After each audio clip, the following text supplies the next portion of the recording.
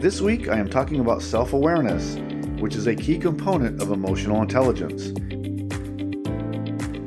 Leaders must be self-aware of their thoughts, actions, words, and behaviors so they are constantly working to build trust and develop their teams. Self-aware leaders know what is appropriate and what isn't appropriate. Emotionally intelligent leaders can read the room properly that leads to a positive outcome. Please enjoy the episode. Welcome to the Finance Leader Podcast, where leadership is bigger than the numbers. I am your host, Stephen McLean. This is the podcast for developing leaders in finance and accounting.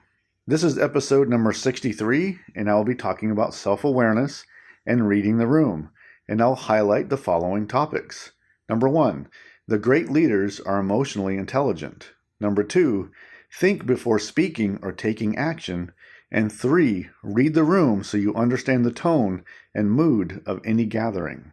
Author and neuroscientist Robert Cooper said, "Emotional intelligence is the ability to sense, understand, and effectively apply the power and acumen of emotions as a source of human energy, information, connection, and influence." This episode wraps up Season 7, and for the next several weeks, I will be offering bonus content while I prepare Season 8.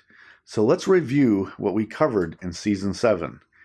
The first episode of the season was episode 57, and that was Own Your Career. Now, in this episode, I asked, are you planning out your career moves, or are you waiting on someone else to give you an opportunity? You must take ownership of where your career is headed. In episode 58, and that was about building your professional foundation, your foundation establishes your professional credibility and expertise, which is key to being a sought-after finance and accounting leader. Embrace a lifelong learning mindset to firmly establish your professional foundation. Now, episode 59 was about perfecting your presentation skills. Episode 60 was partner with senior leaders to execute the strategy. Now, one of the primary duties that will set you apart is partnering with senior leaders. Finance and accounting professionals should be partnering with senior leaders and their teams to better execute the organization's strategy. We know the numbers and can better deliver insights when we open communication with senior leaders and their teams. Episode 61 was about earning your annual continuing professional education credits, and I gave you a few websites where you can earn your CPEs. And last week was episode 62, What Leaders Do. The most important responsibility leaders have is to grow other leaders. The first task a great leader will do is to build trust, and that begins with our own actions, our attitude, and our behavior. This week, I'm talking about self-awareness and reading the room, essential components of emotional intelligence, which is a person's capacity to be aware of and in control of one's own emotions. So I have a few questions that you can ask yourself. Number 1, can you empathize with another person's situation like a tragedy or other unpleasant news? Number 2, have you said anything in a room of people that created an awkward situation? Number 3, have you ever been told that you say inappropriate comments? And 4, do you genuinely care about other people, and do you show it? Emotional intelligence is key to having a successful career. I talked about emotional intelligence in episode 27. So you haven't listened to that, you can go back and listen to it when you can. Being self-aware of your emotions, your actions, and your words around and with people is essential to everything you are doing as a leader. It affects your ability to lead effectively and to build trust. These are skills related to being the type of leader that people will want to follow. And I talked about that last week in What Leaders Do. When we are self-aware, we can check our bias to ensure we treat everyone fairly. Be aware of favoritism you may have, and also the opposite if you are showing a dislike for someone. Be aware of internal bias towards anyone and act to correct your own attitudes, thoughts, and behaviors. Have you ever been in a meeting when someone has said something inappropriate or so out of subject that you have questioned their judgment? Every meeting has a tone, and the tone can change from moment to moment. High emotional intelligent people Keep up with the changes in tone. Sometimes it's happy, sometimes it's tense, sometimes it's about problem solving or idea generating, and sometimes it's sad, and sometimes it's all business. The tone determines the appropriateness to responses and to statements at the time. This is incredibly important to your credibility and your ability to lead with confidence.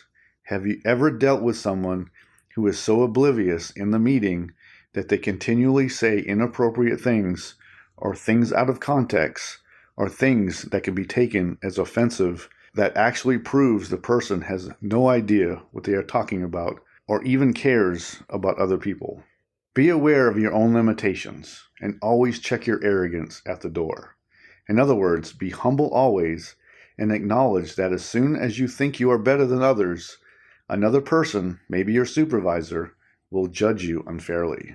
When I was in the Army, we were taught to have situational awareness, and it helps in many ways. Situational awareness aids in giving you understanding of what is happening even before it happens.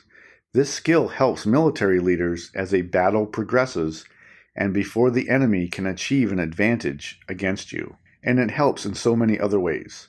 Be aware of your surroundings, be aware of the tone, and be aware of how people are feeling around you so you act and speak appropriately. So let's talk about a few key points about self-awareness and reading the room. Number one, the great leaders are emotionally intelligent. They are in control of their emotions and their actions. You must continually monitor your attitude, your thoughts, your actions, and your words. The leaders who control their emotions will have more career opportunities available to them. Now, when situations get tough, how do you handle them? Can you handle a crisis on your own? Are you self-aware enough to know how you handle a crisis? Self-awareness becomes a skill and will become a gift to you as you advance, because you will be able to navigate tough situations more easily than others. Know how you have responded in the past so you don't make the same mistake going forward. Can you do that? Are you able to see yourself in how you affected others? How you reacted versus how you should have reacted? I reflect often about my own actions and thoughts, to not dwell on them, but to learn and grow from them.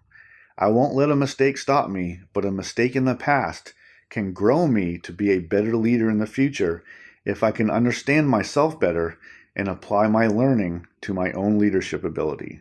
Number two, think before speaking or taking action. Approach every situation with a cool head and ready to lead with confidence. A leader makes everyone around them better, and this is achieved by leading with compassion, confidence, and situational awareness to achieve a positive outcome. Don't let your emotions take you to an unpleasant place where you lose your credibility, your team, and the next opportunity that could help you in accomplishing your long-term goal. Be composed. Be the calm in the storm. Be the rational presence in the organization, because if you do, your patient leadership might be noticed during the next crisis. Additionally, acknowledge and understand any bias you have so you treat people fairly. Unrecognized personal bias leads to unfair outcomes for those you lead and your entire team. When you don't check your bias and learn to correct it, it may lead to bad outcomes for yourself, including the loss of your friends and your career. Now, number three, read the room so you understand the tone and mood of any gathering. Reading the room is a skill to know what to say and when to say or not say it. If you get it right, you will be sought out to lead. And if you get it wrong, you will lose your credibility quickly.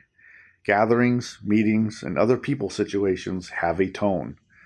Something said in one gathering may not be appropriate in another gathering. Not only you must be aware of what you are saying should be fitting the tone, but also ensure you don't talk too much. Know your role and don't be the irritating one in the room. Contribute the right amount to the dialogue.